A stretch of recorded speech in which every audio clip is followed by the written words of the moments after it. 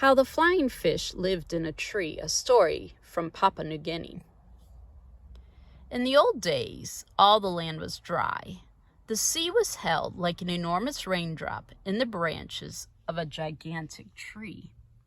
But nobody knew it was there.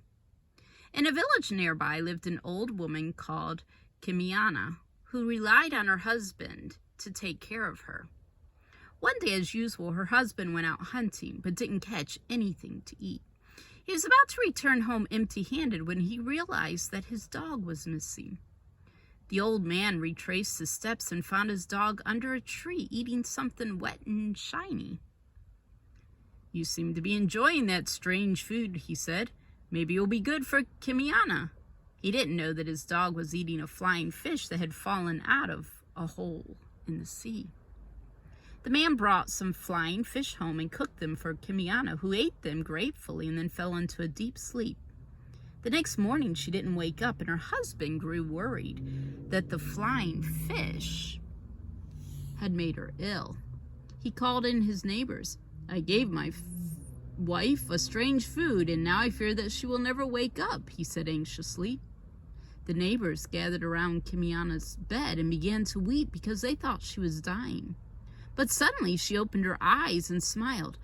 "I have never slept so well, husband," she said. "Bring me more of that wonderful food." News of the new food soon spread around the local villages. Everyone wanted to try it. However, the waves of the sea only washed a few flying fish out of the hole each day, and there was not enough to feed everyone. So the men of the two local tribes decided to cut down the gigantic tree. First, the men of the Orana tribe chopped at the tree, while the men of the Liverata tribe prepared food. But when the Orana men rested and sat down to eat, the Liverata men tricked them and kept on chopping until the tree came crashing down. And then the great bubble of the sea burst with a terrific roar, spilling out a torrent of foamy water with fins and tails and tentacles which spread across the lowland to become the ocean. And all the Orana men were washed away in the flood and doomed to become sea folk forever. Many fish rushed out into the sea that day, but the flying fish remained in the swamp. It wasn't long before the village women discovered that they could catch them easily there. They stopped working on their vegetable gardens and spent their days at the swamp filling their baskets with flying fish instead.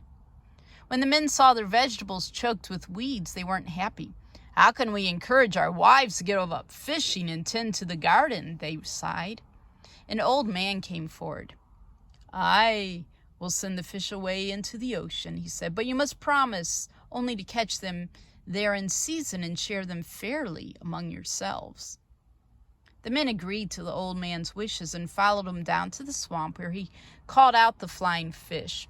"It is time for you to leave this place, fish that fly. Rise up and return to your home in the great blue belly of the sea." Then he threw a handful of broken coral over the fish, and with a flash of silver, the flying fish shot out of the swamp and soared away on their shimmering wings into the ocean. Thanks to Kimiana's husband, there was good food to be caught in the sea and plenty for everyone to share.